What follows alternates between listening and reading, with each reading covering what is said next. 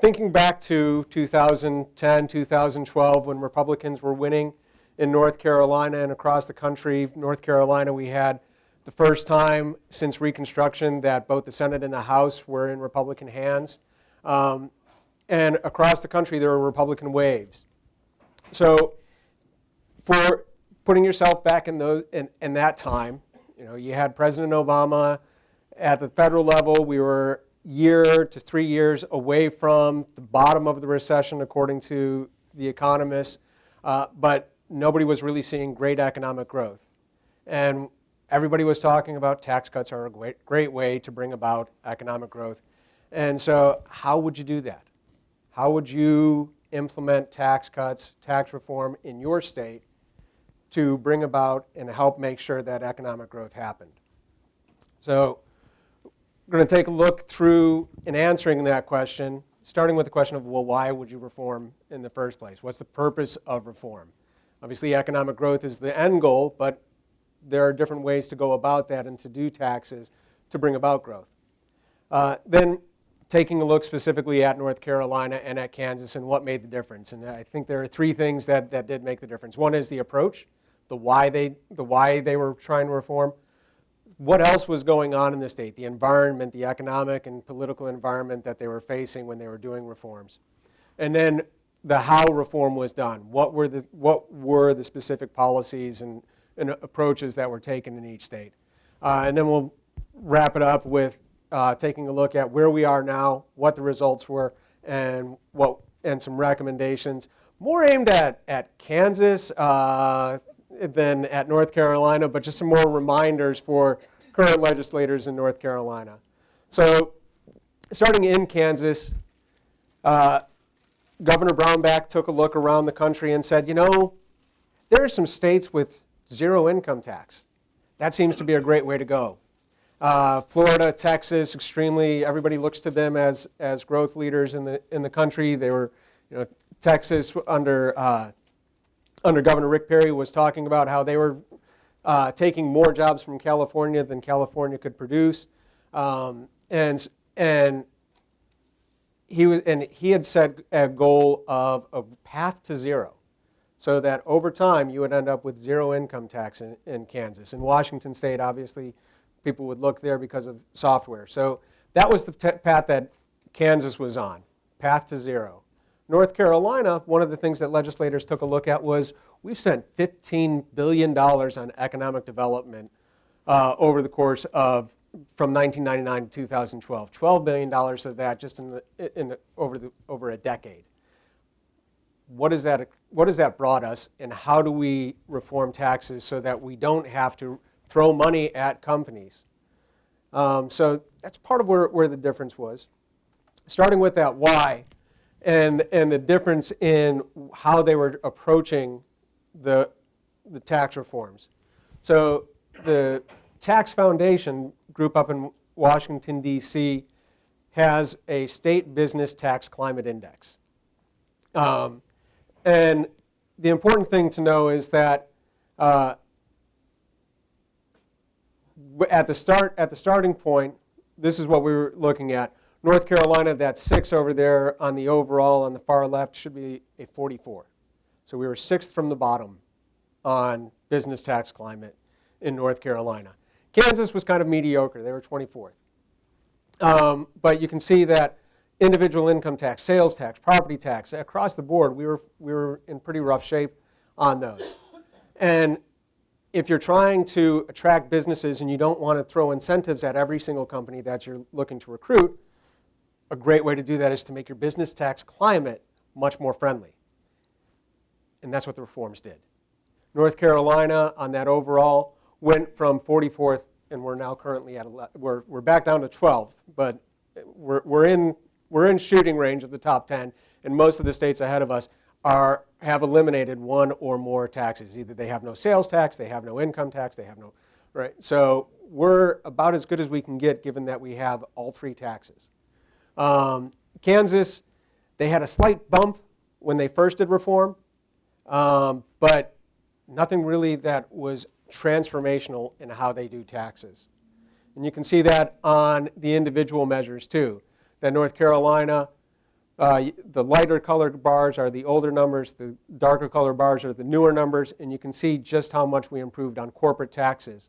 We're in the top 5 there. On individual income taxes, we went from the 40s into the top 20. On sales taxes, from 49th up to 20th. So significant changes in the tax code and the tax structure of North Carolina, making it much easier to be able to own a business, work in a business, and be able to understand and pay taxes and understand what your taxes are going to be here in North Carolina. So that why of what you're doing and how you're measuring yourself is an important piece in this. Because that leads to the what else was going on. Here in North Carolina, before Republicans took over in 2010, 2011, up to the recession, spending was growing about 6.8% per year on an annual basis. We were able to, because the Constitution requires it, because taxes were coming in, growth was happening across the state, that was able to be paid for. But when the recession hit, we had to start cutting spending, had to start cutting taxes. Once Republicans took over, 2011, since 2011, spending has been growing at 2.6% per year. And that's even with last year's relatively high growth of 3.8 to 4%. So you have something like that. That allows you to be able to do some things differently. If you've come in with huge spending growth and then you get spending under control and you have still the same economic growth or better economic growth than you had before, then you can do a lot more than on the tax side. And you can see some of that here as well, that Kansas, leading up to their tax reforms, they had a huge, they were doing really well with severance taxes because, remember, this was fracking time. And everybody was starting to go into that. Oklahoma had a number of very productive wells. Kansas was able to take advantage of that and was able to have some oil exploration within its state. Agricultural prices were going up at that time, and so 2010 through 2012, the state government was going gangbusters. They were taking in a lot of revenues, and so that led to some expectations about future revenue growth, and that led to some expectations about what was possible with tax reform. How much could you cut? At about the same time, they were also running into, because they had so much spending, the state courts there said, oh yeah, you can spend more on education. And so there was a constant battle that was going on, and that continues to go on in Kansas over what is equitable spending on education, what's an appropriate level. So here in North Carolina, we've had arguments in the past about where should the money go. They have arguments about how much should be spent overall. And the court has repeatedly rejected the legislature's and the governor's approaches on that. So how did the two states then go about reforming taxes? And mentioned that Governor Brownback in Kansas was looking for a road to zero. He had friends in the legislature, but not enough friends. And he had a court that I already mentioned was hostile to what he was trying to do. North Carolina, by 2013, the Republicans in the legislature were joined by a Republican governor, and they had a friendly Supreme Court. And so there weren't the same kind of pressures that Brownback was going to face. And Brownback originally had gone, his original proposal was more similar to what North Carolina did, that you have lower rates, broader base, eliminate a number of the exemptions and loopholes and deductions and credits that are in the tax code, and make it a more transparent tax system. That was what he originally proposed. Once it got through the legislature, where Democrats and moderate Republicans in Kansas had much more power and didn't really care about what he wanted to do and wanted to create Kansas as a bad example. They cut taxes, didn't have any offsets, and created $800 million hole in the budget and a number of other problems that started to result from that. And you can see that the first part, so in order to talk about tax reform in North Carolina, we have to go back to 2011. Because in 2011, again, when the legislature first switched hands, we had a temporary sales tax at the state level of 1%. And Governor Perdue wanted to keep 3/4 of that. The legislature held firm, overrode her veto, and that entire tax was able to go away. And so that was the first $1 billion tax cut that we had, was that you lost that temporary sales tax. In Kansas, they had a 6% sales tax, and the legislature was looking to reduce that rate and expand it.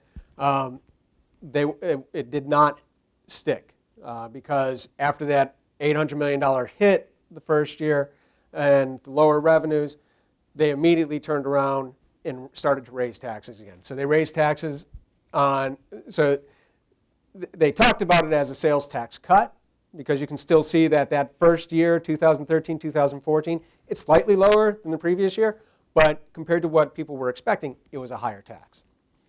So, and then they continued to raise it in 2015 and onward. So the sales tax in Kansas is now higher than it was at the start. Personal income taxes, Kansas and North Carolina both had 3 income tax brackets at the start. Kansas was able to reduce theirs to 2, but you can see the highest income tax was still close to 5%. There were reductions on both sides, and they reduced it from 3 to 2. But North Carolina, we were able to reduce it to a single tax bracket, and everybody was paying a lower rate than they were before tax reform. And with that, again, there were the reduction, the closing of deductions and credits, and so you were able to have a lower rate, but on a broader base. More people were paying into the system than before. And in Kansas, once they were having problems, they are now back to three tax brackets, a more progressive system. The upside is that it's still lower than before, which is one of the things that when we talk about Kansas, we usually forget. That people talk about it was a complete failure and they have higher taxes now. They have higher taxes, but the taxes are still lower than when they started. So there's a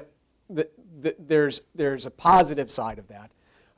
But that leads to one of the lessons that we have from this, which is they had a huge cut right at the front with less of the balancing. North Carolina, our tax cuts were, as you can see, incremental.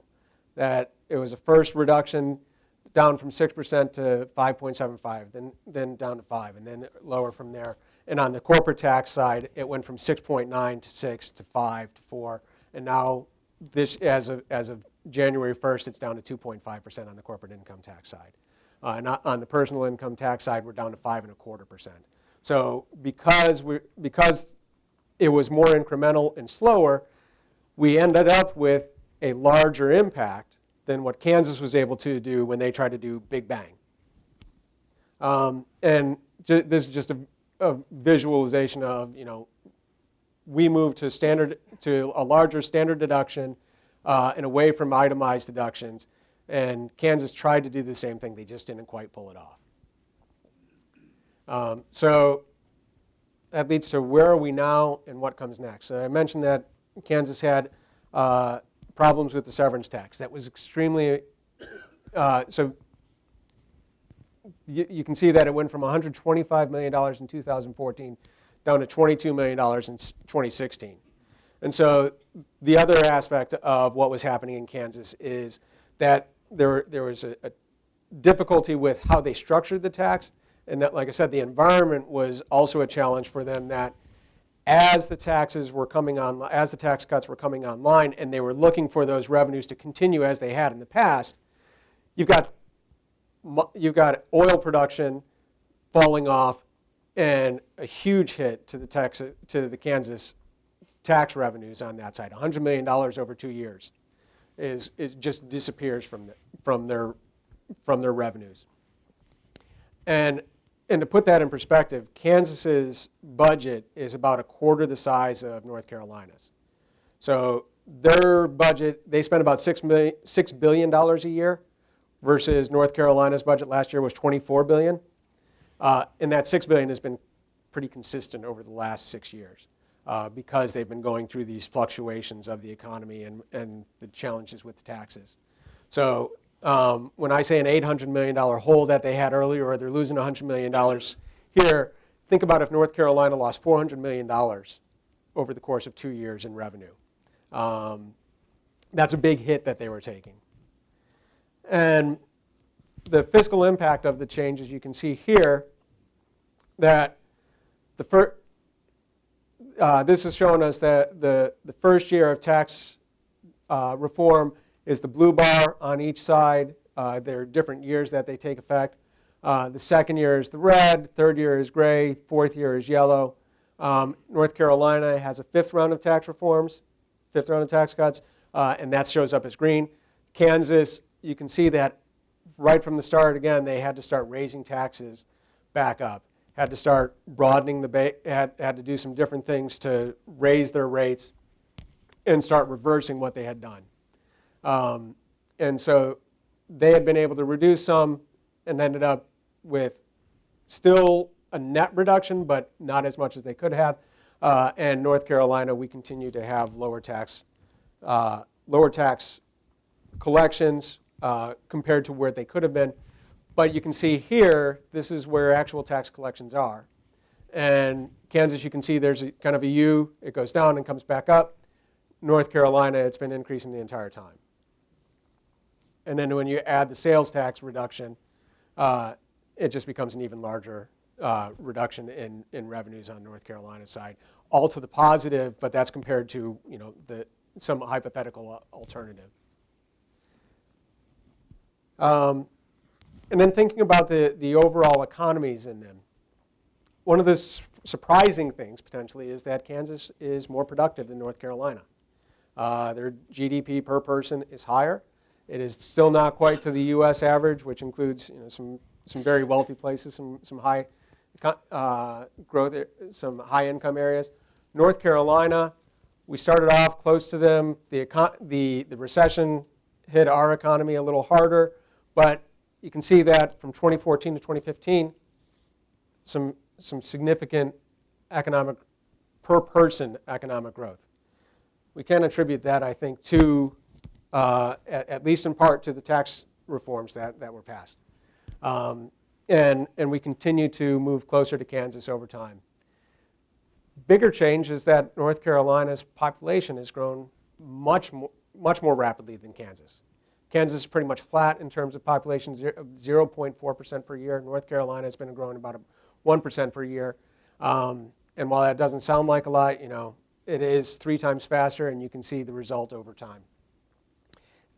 And because we have faster population growth, and especially in our productivity has been catching up to Kansas, you can see that our overall economy has grown much faster than Kansas is. And that's even with Kansas having a bit of a head start, as I mentioned, because of the mining and the agricultural productivity in the first couple years of the decade. And you can see that particularly here, that Kansas had its growth leading up to tax reform, which led to that over-expectation of what could happen. North Carolina, our spike in growth happened more after tax reform. And unemployment in both places and across the country is going down over time. Now, the challenge for North Carolina is that we have another tax reduction coming online in January of this year, which means that revenues will be down a little bit, could potentially be down a little bit next year. And if you take a look at the green line is the spending that's been growing over the past decade.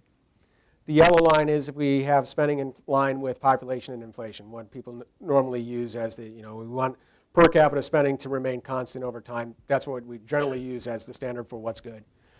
Red is if state government was to continue doing everything exactly as they've been doing in the past and just continue that on into the next over the next 5 years. And you can see that this year all the lines are kind of a little bit above what we're expecting in revenue. The blue dot there is once you add in the one-time availability that's left over from the current year. Because there was money left on the table wisely by the legislature last year, $500 million, $500 million left over. And there's some additional revenue. Revenue was coming in faster than expected so far this year. If that continues on pace, then you end up with a nice little bump of $650 million that goes into, that's available for the coming year that they're working on the budget right now. That the triangle, though, is what's already committed. So paying off, in law, there is an expansion of capital spending. There is a desire to start paying back or completely pay back the money that was taken from the savings reserve last year to cover hurricane damage, hurricane relief. And money for Medicaid rebates and for enrollment growth, you can end up somewhere close to that. And so that's where the challenge is going to come in for the legislators this year. And where if they're not careful with the budgeting this year and over the next few years and able to keep spending on the same path as they've done, then North Carolina could end up being the next version of Kansas. That everybody says, oh, look, North Carolina had a great run, but then they overextended themselves, they cut taxes too much, and look, they're in the same place as Kansas was. We were right all along, and so that's where the challenge for the next couple of years is for the legislatures, making sure that they have done for the last 6 years a really good job of keeping spending under control. Can you continue to keep the spending under control over the next few years so that we do not become, so that nobody can point to us and say, see, we were right the whole time, just like we were right in Kansas. Because by the time you get out to 2022, 23, everything assumes that there's no recession. Those lines are in pretty good shape compared to the revenue that's coming in, regardless of what's left over at the end of each year. So there's a couple years of continued restraint, ideally many more years of continued restraint, but the key test is in the next 2 years with the biennium. So that leads to that's where we are with things, some recommendations based on having taken a look at Kansas and how they went about their reforms, in North Carolina, how we went about ours.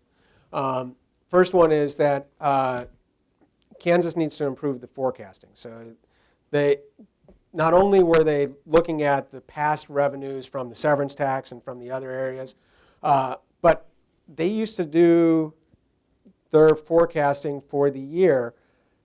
They would have their final numbers of what's available before April 15th. And they would say on April 1st or whenever it was, here's what you have available, guys. And no offense to any legislators in the room, but legislators like to spend up to that point in general. And just like you do with your home budget. I've got this much money coming in. That's how much I can spend.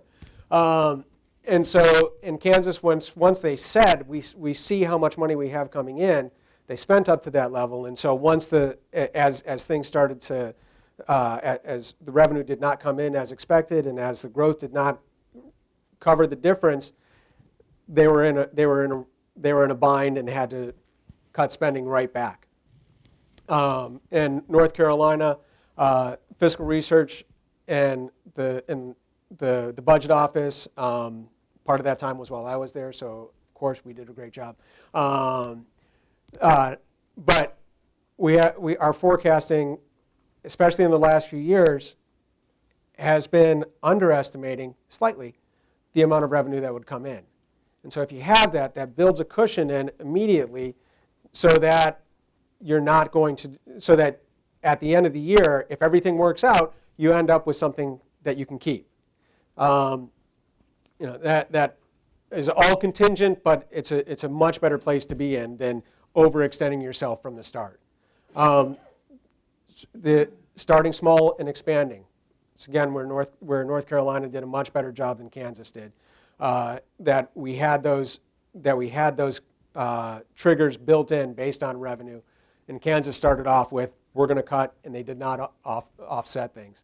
Commit to lower spending per person. North Carolina, great job on that. Kansas has been forced into that, but their spending per person, even though it has remained relatively low, because they have so few people that they're adding each year, it really constrains them on that side.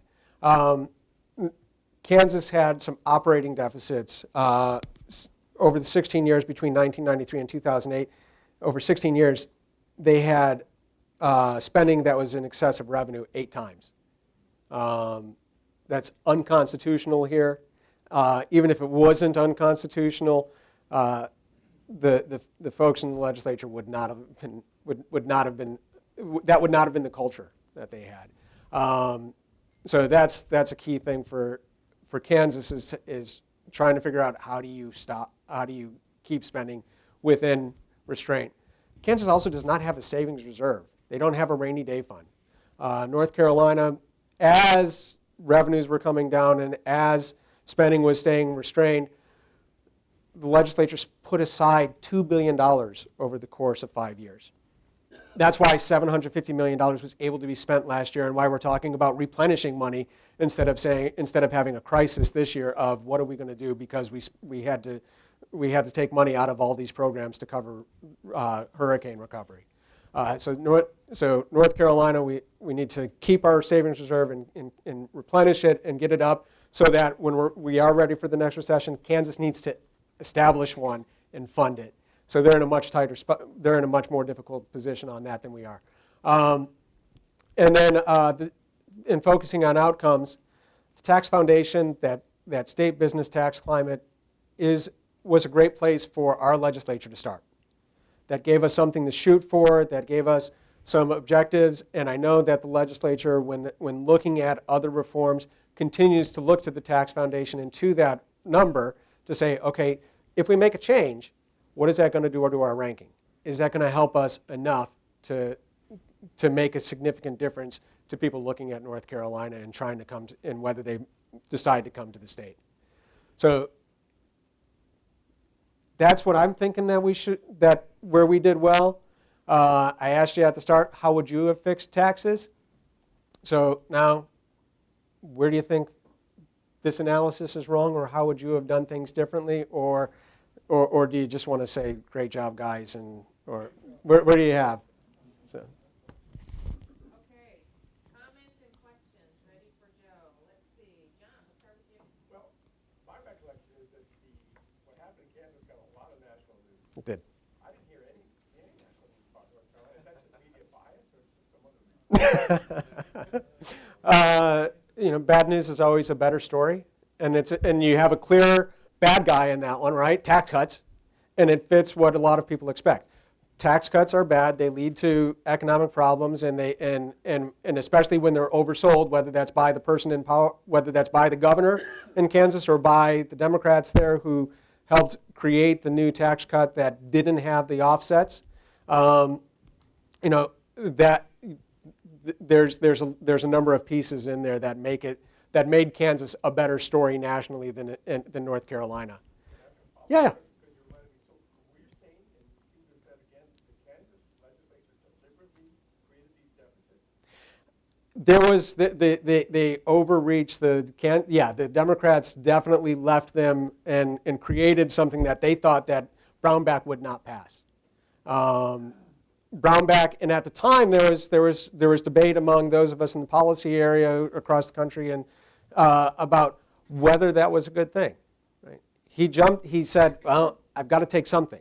So rather than go for the ideal plan, he took what was on the table. And whether there was bad advice in that about how much lower taxes can accomplish in terms of economic growth, at the time I was excited that they took it. So it seemed like you take what you can get versus North Carolina because you're in a hostile environment. You don't know when you're going to get another crack at it. So, but to your first question, yeah, in 2017 they raised taxes again. Everything was right in the world according to the folks who said that they were bad until at the national level we cut taxes and North Carolina continues to do good. Yeah, Tony. When the committees get together, especially you, Bob, and they talk about tax cuts, this and that, what always is on my mind, how does it affect the entire state? In other words, you can get a maximized benefit in Triad or Triangle, but when you go out west or you go to the coast, you may not get as much bang for the buck that's going to help the local business. And I'm wondering, globally or statewide, it looks good. But when you look at 100 counties, you find that some still red and not green. And I don't know, is that factored into when they decide on what they're doing as far as lowering taxes? You'd have to ask the folks in the committees about that. When we take a look, when I take a look at it, when we take a look at it at the Locke Foundation, we look at the overall because that's all you can affect at the state level. When you you try and we look for what are the other things that local governments can do, and what else can happen on that side. What else can happen to affect things, and you see some things that are tried. They've tried just about everything, right? So it's a question of how do you revive a place that has been losing population, that has lost its major industry. And I don't know that anybody has any answers to that. And if tax cuts were the only thing that could bring them, that could revive a place that has lost its major employer and that it has lost its connection to the rest of the economy on that side, then we would see that. And to the extent that there's that there is growth in North Carolina as a result of tax cuts and as a result of everything else. The places that are more rural and that have declining industry and that are on that red side, that like you said, they'll be better off than they otherwise would have been, but they're still not going to be as good as anybody would want. Yeah. Becky?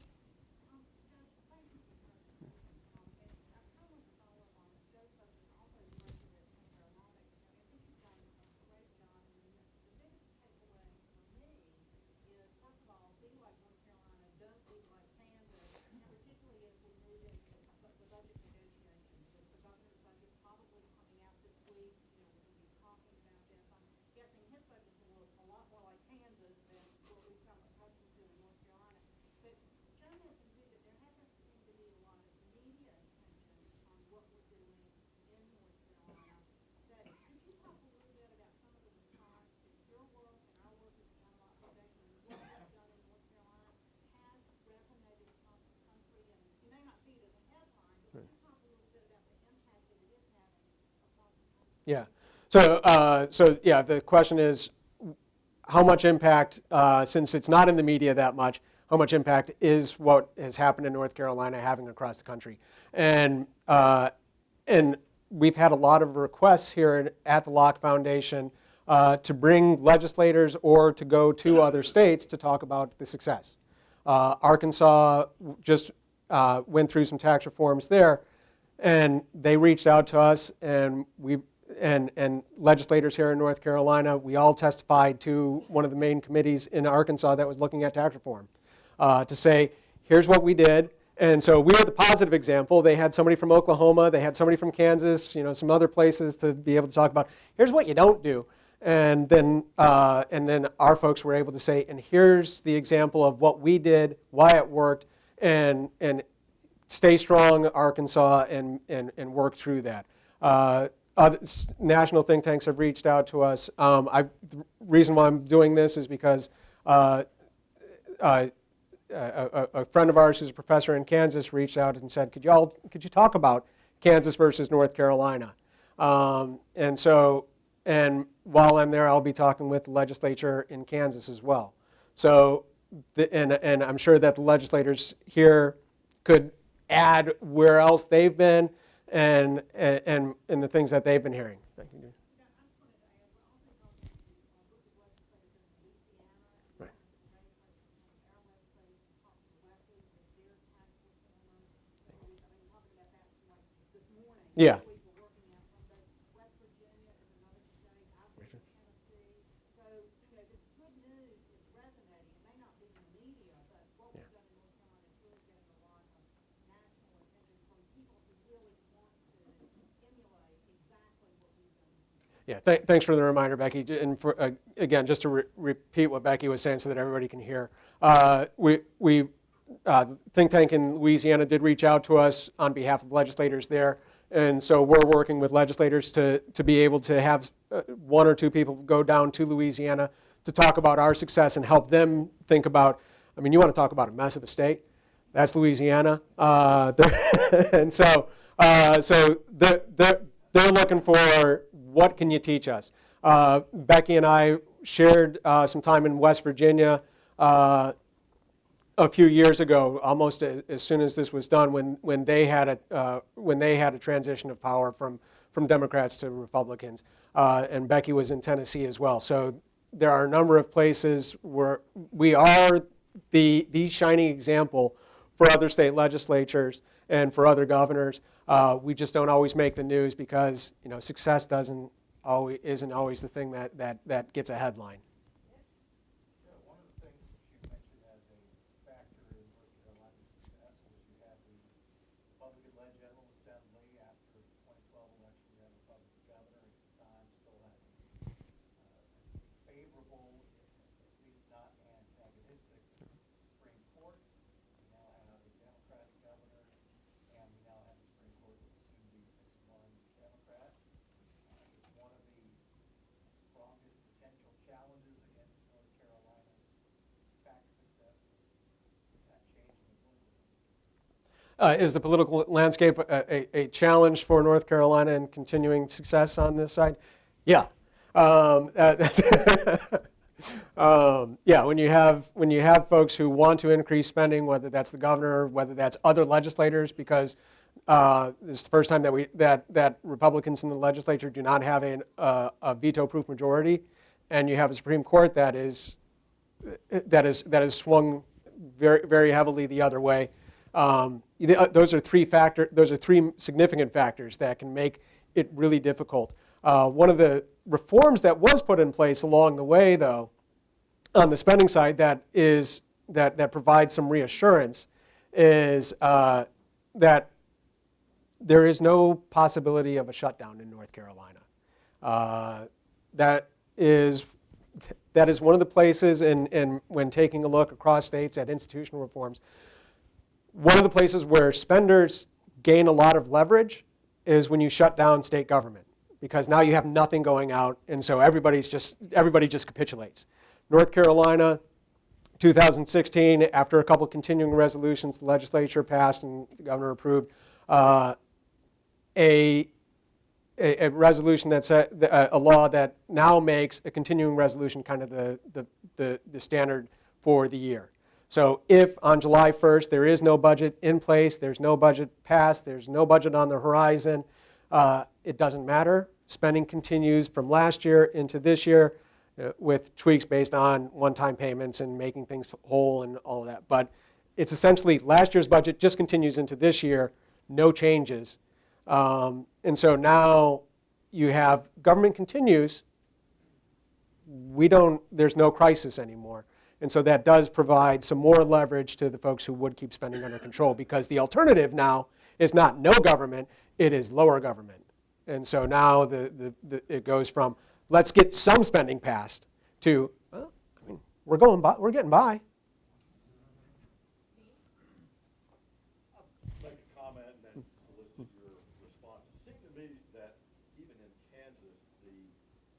post-reform revenues were somewhat higher than they had been previously.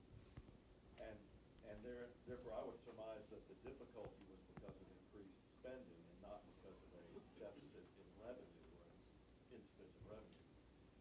I asked you about that. And then also, isn't a key rubric how the reform revenue compares to what the revenue would have been had there been no reform? That's somewhat difficult to project, but what would that circumstance have been in Kansas, and what would it have been in North Carolina? If the revenue would have been higher, then that's an argument against the reform. Right. Yeah, so on the first part, revenues in Kansas looked higher. It seems to be a spending problem. It is a spending problem, and it's because they were constrained on the side, on the education side, by the courts. And so they tried to say, well, we'll create some vouchers, we'll do some things to be able to get money into the schools through the parents, and the court struck that down. And so once you're constrained on that side, now you have to have all of the spending reductions and efforts taking place through Medicaid, which is federally funded, and nobody wants to cut that, and through the criminal justice system, and through the rest of the state budget, which is not as conducive and makes those cuts harder. And on the second question of what's the difference between those, that's where this one comes in, is that, and it, this makes sense to me. It might not make sense to everybody. Budget guys are weird. But the idea is that in North Carolina, we've had reductions compared to the baseline over time, and growing reductions. And in Kansas, they started off with a significant reduction, but we're offsetting that over time with increases in taxes, so that you end up with a slightly lower compared to baseline, but not what it could have been. And my argument is that it's because their reduction started at such a large level compared to North Carolina's. Lower in revenue? Yeah, compared to the baseline. Had there not been the Right. reform? Yep. How does this impacted by our state treasurer and the tremendous unfunded liability we have for pensions? So the question about unfunded liability for pensions, and I'll add, and healthcare for retired state employees, is not factored into this. This is current budget. And so to the extent that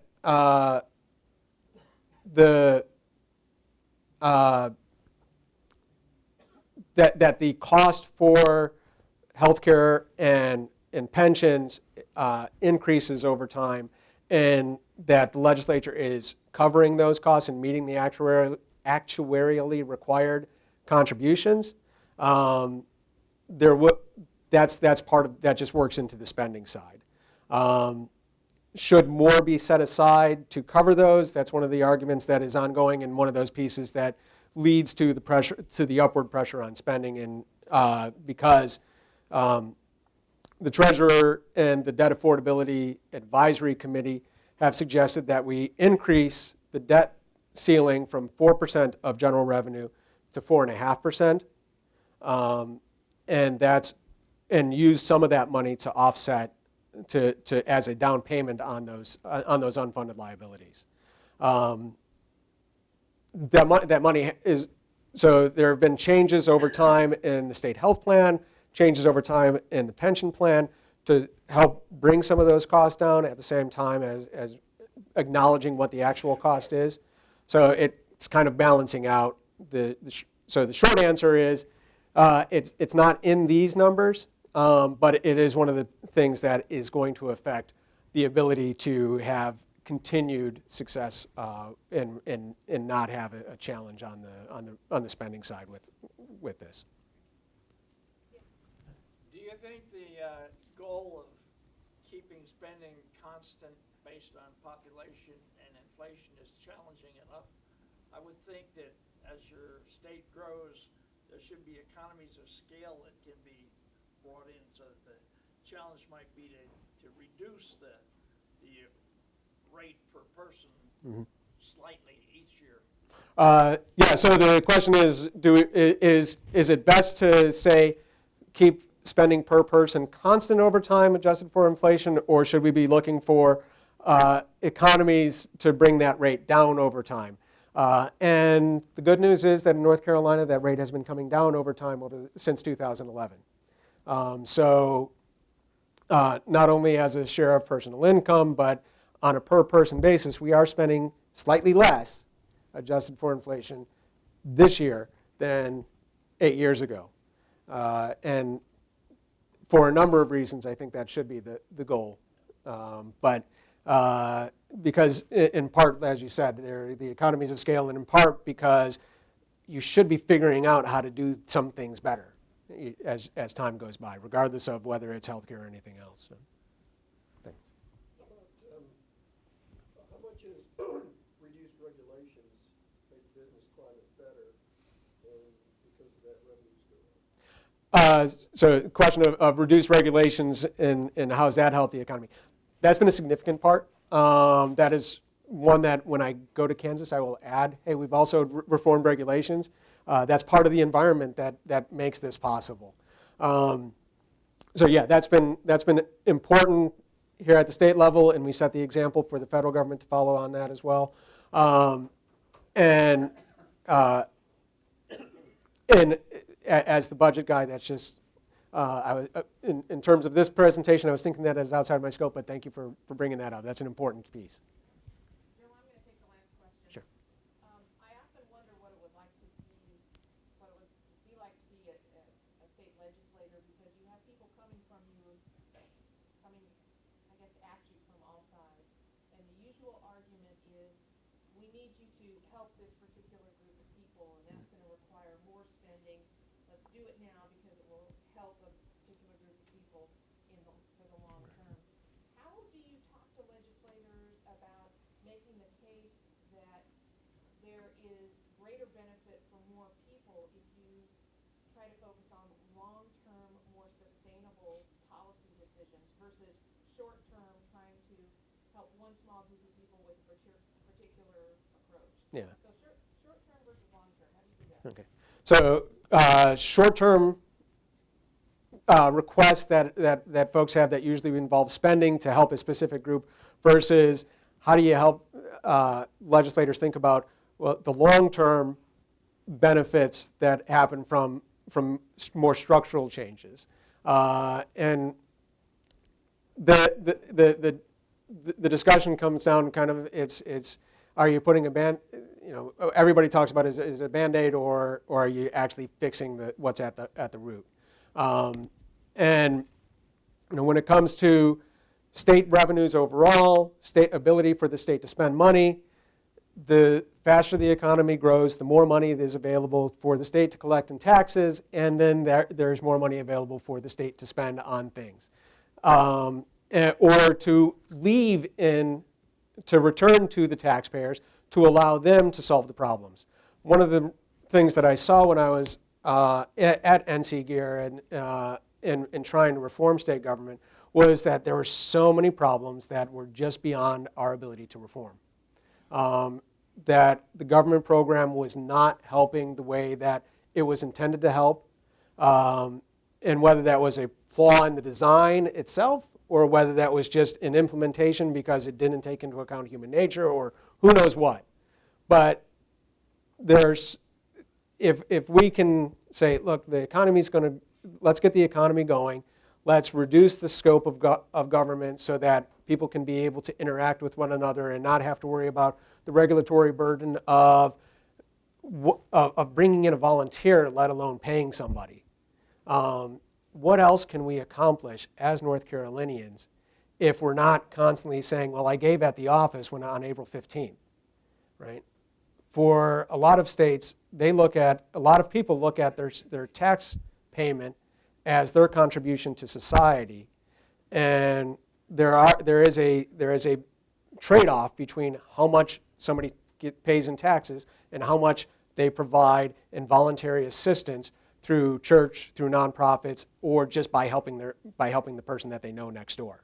And you can see that in red state, blue state things. This is a really long answer, and but that people move to places, and when they live in a blue state, they consciously think of it as, I'm doing my part for society by paying higher taxes. So don't ask me to pay to give more in contributions.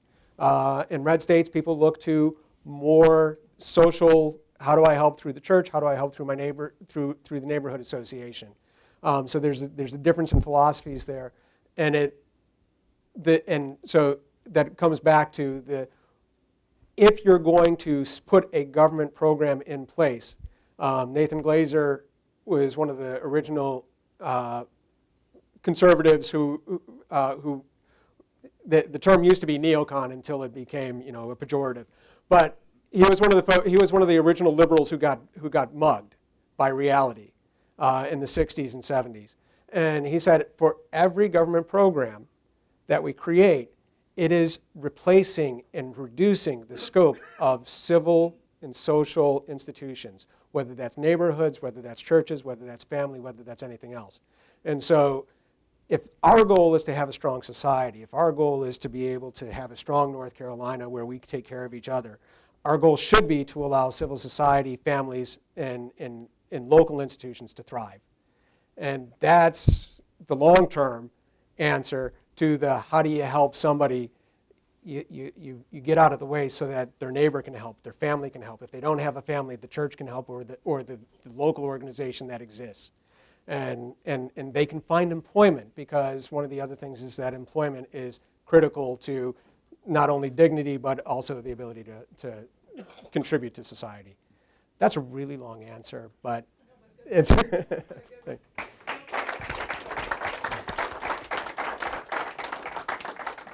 Joe mentioned, he's going to be testifying